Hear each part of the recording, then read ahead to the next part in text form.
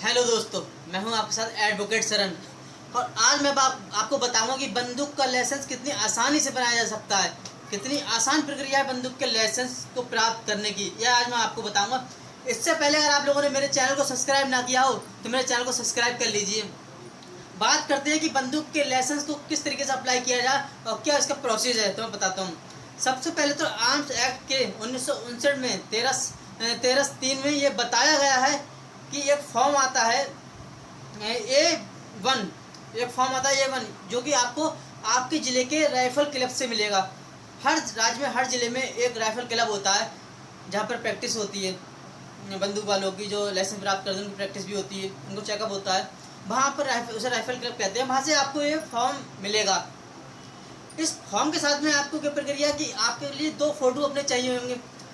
एक address proof, Aadhaar card, voter ID, PAN card, और आपको चाहिए होगा 2 व्यक्ति जो जिम्मेदार व्यक्ति हो, उनसे आपको चरित्र प्रमाण पत्र लेकर आना पड़ेगा, जो आपके जिम्मेदार व्यक्ति होंगे आपके जिले के। मान लीजिए जिम्मेदार व्यक्ति आपका पार्षद भी हो सकता है, या 2 गजिस्टर्ड ऑफिसर, जो आपको चरित्र प्रमाण पत्र जो जारी करेंगे आपके लिए, वो जो ये फॉर्म की कंडीशन है भर के सबमिट होकर के आपका एक विभाग होता है कलेक्ट्रेट में, जिलाधिकारी के ऑफिस में एक विभाग होता है जिसको कहते हैं असला विभाग।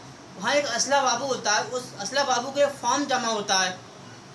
इसके बाद की प्रक्रिया है कि फॉर्म जमा करने के बाद वो फॉर्म वहाँ से डीएम ऑफिस के लिए अप्लाई होता है। डीएम ऑफिस उसको मार्क करने के बाद में वो एसएसपी ऑफिस जाता है।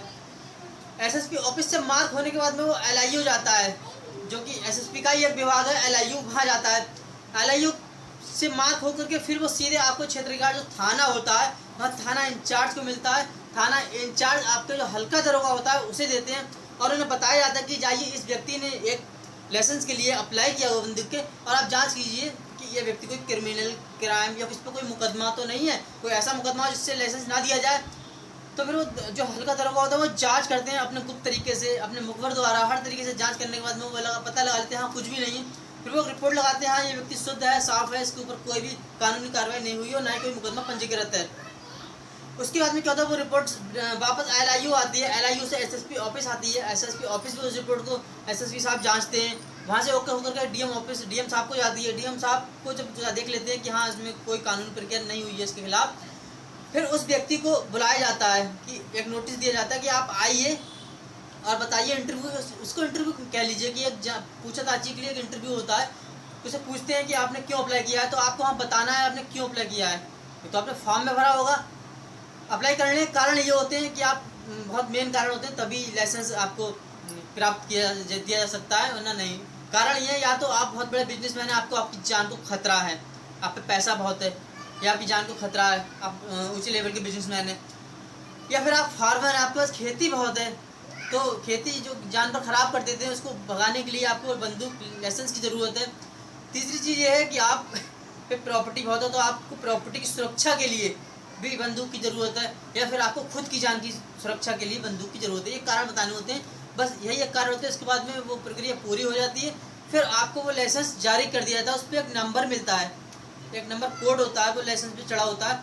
फिर जब आप बंदूक लेने जाएंगे, बंदूक 3 तरह की होती है, एक शॉर्ट गन होती है, एक स्पोर्ट गन होती है, और एक आप कह सकते हैं कि एक नॉर्मल तरीके की नॉर्मल बेस होती है। 3 तरह की बंदूक होती है, जो आप तीनों भी ले सकते हैं, वरना एक ले सकते हैं आप, वो आपकी चॉइस के ऊपर है। फिलहाल तो हिंदुस्तान में कानून है कि तीनों नहीं मिलती हैं, और लाइसेंस भी बहुत मुश्किल से ही होता है, जिसको प्रॉपर ज़रूरत होती है बहुत ज़्यादा, उसी को लाइसेंस होता है, वरना लाइसेंस जल्दी नहीं होता है हिंदुस्तान के अंदर।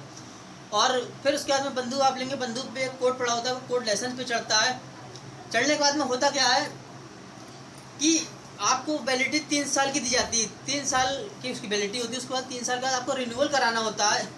रिन्यूअल की प्रक्रिया है कि आपने मान लीजिए 3 साल हो गए, आप नहीं गए, तो आपको 3 साल के बाद एक नोटिस जारी होता है कि आपने एक लाइसेंस लिया हुआ है, उसकी रिन्यूअल की प्रक्रिया है, आप आइए। और जब आप नहीं आते हैं तो आपको फिर कानूनी तरीके से बुलाया जाता है कि आप उसको रिन्यू कराइए। ये तो होगी बंदूक की बात, लेकिन लेना इतना आसान नहीं है। हिंदुस्तान में लाइसेंस बहुत कम होते हैं, बहुत रेयर कंडीशन में ही लाइसेंस अप्लाई के लिए आपको आवेदन करना होता है, और बहुत ही रेयर कंडीशन में ही आपको लाइसेंस मिलता है। उसके बाद में होता क्या है, ये कानून भी किस तरह, मान लीजिए कोई इलेक्शन आया, विधानसभा का इलेक्शन आया, तो फिर आपको बंदूक जो है थाने में जमा करनी पड़ेगी पहली, लोकसभा का इलेक्शन आया है उस समय भी आपको बंदूक थाने में जमा करनी पड़ेगी, या कोई जिला पंचायत छोटे मोटे जो भी इलेक्शन हो जब होते हैं क्षेत्र वाइज या राज्य वाइज या स्टेट वाइज, तो आपको बंदूक थाने में जमा करनी होती है, जमा प्राप्ति की रसीद आपको मिलती है। और जब इलेक्शन पूर्ण तरीके शांति तरीके से निपट जाता है उसके बाद में आप वहाँ से बंदूक अपनी ले सकते हैं। ये प्रक्रिया हो गई बंदूक की।